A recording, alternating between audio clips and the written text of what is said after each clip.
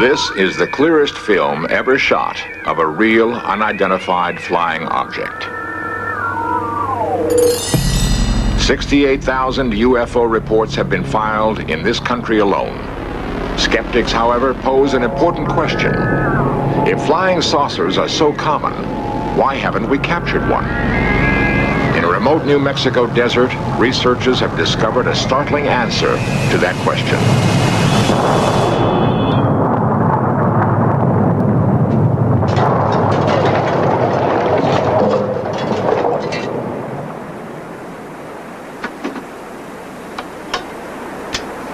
A persistent rumor holds that the United States government has recovered and is concealing fragments of alien spacecraft. Fragments and more. Charges of a UFO cover-up began almost with the first famous flying saucer sightings in late June 1947. It's curious. These reports seem to center around areas where atom bombs and rockets were tested. Were alien forces keeping watch on the new weapons we savages had invented? The flying discs became the Pentagon's nightmare. Seemingly, our fastest jets could never come close to their incredible speeds and right-angle turns. UFOs were said to be able to shut down guided missiles by remote control. The Air Force organized Project Blue Book to officially investigate UFOs. Since its termination in 1969, Blue Book has been alternately praised and damned. Well, the Air Force position is that we investigated UFOs for 22 years, over 12,000 sightings. Colonel Don Burgrave, U.S. Air Force. About 95% of all the UFOs were explainable. They were weather phenomenon, they were balloons, they were airplanes, they were lightning. And we concluded as a result of our investigations, which was carried out very scientifically, that one, there was no threat to the security of the United States, and there was no evidence that we could ever locate that an extraterrestrial vehicle had landed here. New York lawyer Peter Gersten sued the CIA and FBI to release 5,000 UFO-related documents. The reading of all the documents reveals that UFOs have the ability to render inoperable present-day technology. UFOs have the ability to gain access to our most sensitive military installations, unrestricted and unlimited access to nuclear installations. There's no doubt about it in my mind that there's a government UFO cover-up. Ray Fowler, civilian UFO researcher for 17 years. I've talked to military people who have told me about government cover-ups, how they've been instructed to say this and to say that. And I worked for the United States Air Force Security Service myself, and which worked for the National Security Agency, and I'm very familiar with intelligence operations and cover stories and things like that. So there's no doubt in my mind that that there is a cover-up. If there was a planned cover-up, then they were very successful in keeping it from me. Colonel Robert Friend, former head of Project Blue Book, now an engineer on the space shuttle. A lot of these organizations decided that there was a cover-up because the Air Force didn't pursue these sightings to what they considered the ultimate conclusion. If there has been a UFO cover-up, it began in Roswell, New Mexico. Near White Sands and Alamogordo, Roswell was home base for many early tests of atom bombs and guided missiles. Here, also, the practice of military stonewalling may have been perpetrated. The case began when Roswell businessman Dan Wilmot witnessed an amazing object over the town. His son tells the story. This was their home in July of 1947. It was one summer evening. They were sitting out here. Dad looked up in the west and saw an object that came down and had lights blinking, and it was rather frightening to him, but he said all of a sudden it seemed to rock a little bit and sort of counterbalanced itself, wiggle a little bit, and then seemed to settle down and take off at a rapid rate of speed. The next day, reporters heard that the Air Force had found fragments of the mystery object crashed on a remote ranch northwest of Roswell. Excitement ran high until officials announced it was only a weather balloon. Major Jesse Marcel, in charge of the operation, now tells a far different story. They took pictures, of course. They had a whole flock of microphones there. They wanted me they wanted some comments from me, but I wasn't at liberty to do that. So all I could do is keep my mouth shut. And General Ramey is the one who discussed, told the newspapers, the newsmen, what it was and to forget about it. It was nothing more than a weather observation balloon, of course, which we both knew differently. Major Marcel had to keep silent because of his strategic position at that time. He was in charge of all security and intelligence on atomic tests in the United States and the Pacific. Marcel retraced his secret recovery operation across the hot New Mexico desert. We left Roswell perhaps around 3:30 or 4 o'clock in the afternoon. As you can see, it's flat. It is very difficult. In fact, with just verbal directions, we never would have found it. We had to follow the ranch around there. The crash site was so remote, it took an entire day to drive there. The following morning, we went out to the site where the crash was. And what I saw, I couldn't believe there was so much of it. It was scattered over such a vast area. So we proceeded to pick up as much of the debris as we could, loaded in the wagon. We filled that up. It took us a good part of the day to do that, because there were such small fragments that we had to do a lot of picking. We found a piece of metal about a 1.5 to 2 feet wide and about 2 or 3 feet long. Felt like you had nothing in your hands. It wasn't any thicker than the foil out of a pack of cigarettes. But the thing about it that got me is that you couldn't even bend it, you couldn't dead it. Even with a sledgehammer would bounce off of it. So I knew that I had never seen anything like that before. And as of now, I don't know what it was. There is new evidence that the FBI then got into the case with a different cover story.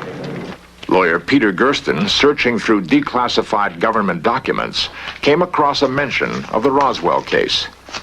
One of those documents related to an incident in Roswell, New Mexico, which indicated that the object which had crashed was an experimental kite. The FBI investigated the incident and determined that it was terrestrial, that it was from an organization which had been doing research in experimental kites. What did crash in this desert? A UFO? A weather balloon? A radar-reflecting kite? It was not anything from this earth that I'm quite sure of, because being an intelligence officer, I was familiar with just about all materials used in aircraft and in our air travel. This is nothing like that. It could not be.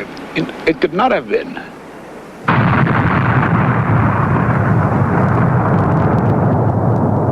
To develop the first atomic bomb, the Manhattan Project was our first totally secret military operation. Secrecy has continued to this day as an instrument of foreign policy. Official fabrications have become a vital link in security.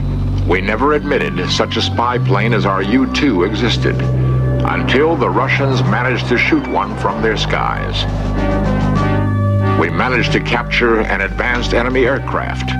Even fragments can reveal new information. Such captured material is routinely rushed to Wright-Patterson Air Force Base in Dayton, to the top secret Foreign Technology Division. This place is so classified that former Air Force General Senator Barry Goldwater was once denied entrance.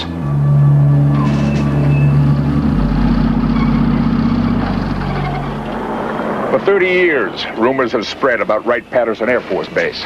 According to the stories, the U.S. government is concealing under top security flying saucers from another world and alien bodies cryogenically suspended in huge freezers. Such rumors could be easily dismissed, except that UFO researchers have gathered information leaked from military sources, sources who claim to have seen the craft and the bodies. The stories and rumors all mention a mysterious Hangar 18 as the ultimate repository. In search of cameras were the first allowed to photograph inside this hangar.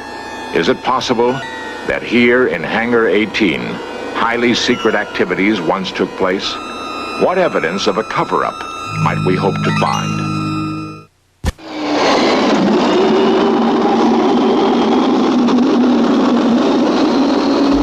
Wright-Patterson is one of the largest and most complex air bases in the world. In the Foreign Technology Division alone, hundreds of secret experiments have been undertaken. Continuing military security has made Hangar 18 a mysterious citadel. Some experts believe that new designs have been created here. Every branch of the military has experimented with flying wedges, flying wings, hovercraft, with an amazingly consistent lack of results. The flying saucer shape was an obsession of aeronautical pioneer Edmund Doak. These rare films show static and dynamic tests of his early models. Doak spent 30 years and $250,000 investigating the problems of circular airfoils. Ironically, just when he seemed on the verge of a breakthrough with his Doak 16 vertical takeoff plane, the Air Force canceled development on his projects. No reason was ever given. NASA tested the H-2F2 lifting body as a prototype for the space shuttle. As with all flying wedges, lack of stability was the single unsolvable problem.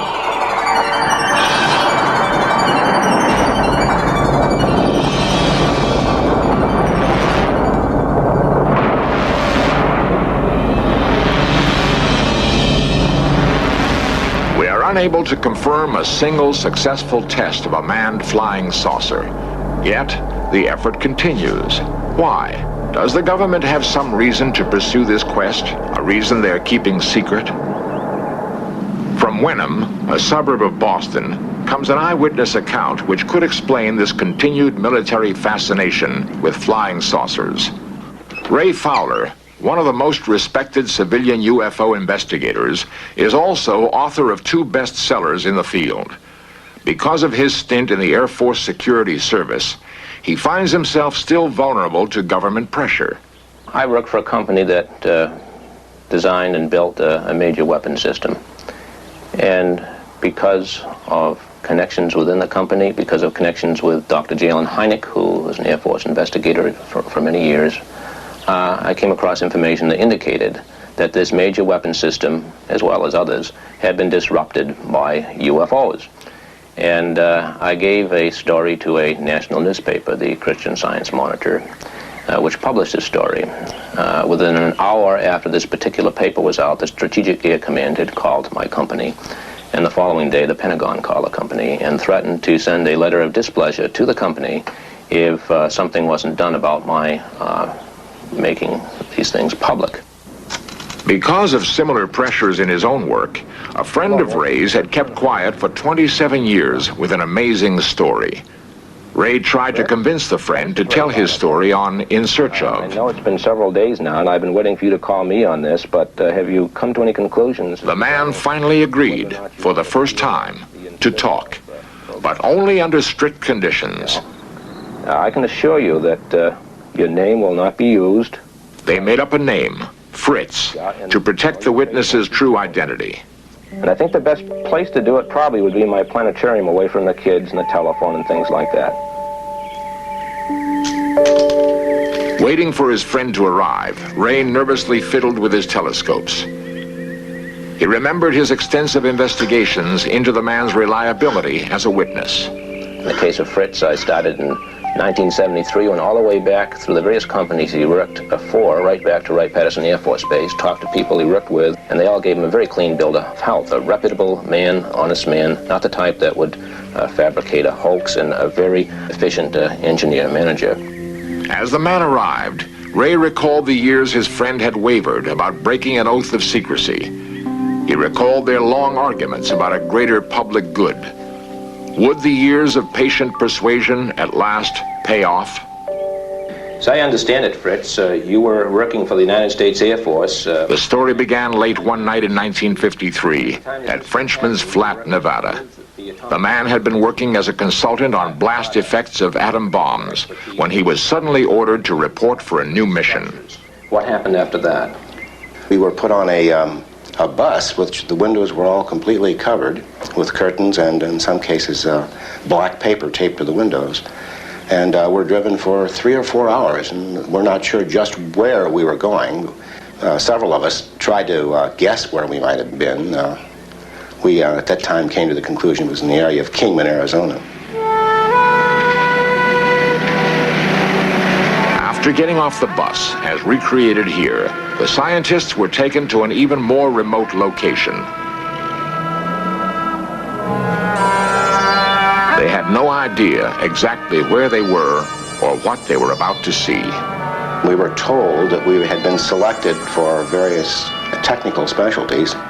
And I was told that I was to ask any questions that had to do with dynamic loads and nothing more, and I wouldn't get any answers to any other questions.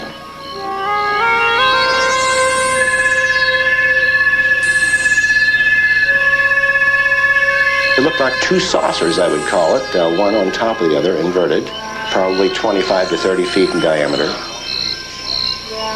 In terms of something known, what kind of metal would it look like? Well, it would look like a brushed aluminum. I'm sure it probably wasn't that. I say that because I noticed no scratch marks. And anything that would penetrate into the sand 20 inches that way would certainly have some scratch marks. No signs of buckling, fracture, or anything? Not that I could see. I accepted it was probably some United States government vehicle, a highly classified vehicle. In fact, we were told that that's what it was. Interestingly enough, one of the questions I needed to know was what the mass of the vehicle was. Well, I can tell a lot of things from the penetration into the desert sand and so forth, but I needed to know the mass. And they told me that they weren't going to let me know that. They perhaps didn't even know themselves.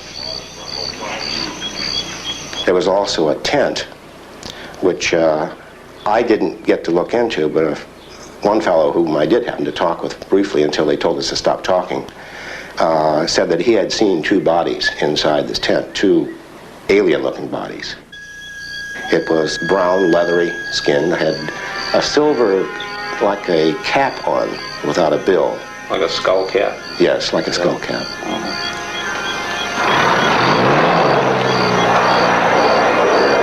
I realized what this really started to mean, but I also at the same time realized probably why the government was keeping it classified. There are a lot of things that could be changed by our culture or religions. There are a lot of things that could be affected by the release of information like that at that particular time.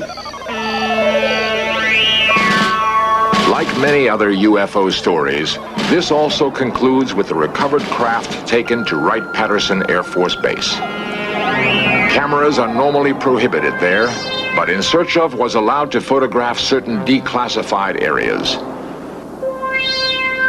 We found there actually are huge freezing chambers inside the legendary Hangar 18. The only knowledge I have of little green men, Martians, or whatever would be from the articles I've read of some of the published novels like Frank Scully's book and things like that. Don Ritter, building's manager since 1942, claims the giant freezing cells were never used for storage of alien bodies. Building 18 at Wright-Patterson was used primarily for cold soak engine testing, and we had 4 cells in this facility that we would take down to minus 65 degrees Fahrenheit, soak the engine for some period of time, and make the engine starts to test components, engines, and whatever for cold starts.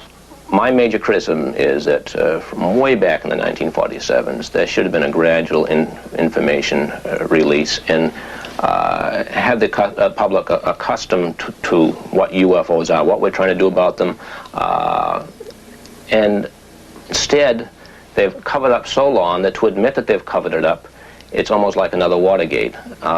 Plus the fact, I think they don't have the answers. And if they admitted even what they knew, people would want to know more answers. They don't have the answers to give them. I'm sure they don't have the answers to give them. Based on my own personal and professional experiences for the last 26 years of wearing this blue suit. And most of that I've been in the public affairs business, where I'm responsible for releasing information to the public. I can assure you on behalf of the Air Force that there's just no truth to that at all. Inside the freezing chambers of Hangar 18, we've examined one small clue in the mystery of the UFO cover-up. Whether it proves fact or fiction, this search for flying saucers has already profoundly influenced our perception of our place in the universe. Colonel Robert Friend, former head of Project Blue Book. I believe that speculation and a scientific approach to it can't live together. I would feel that there were, in lots of instances, cases that had potential scientific pay dirt that possibly should have been pursued further. And in that regard, yes, I think that some of the cases had a lot of promise. The Roswell case and the strange story of the man known as Fritz are two dramatic examples of close encounters of the fourth kind. Like the 68,000 reports on record of UFO sightings, they exist in a limbo, halfway between science and speculation.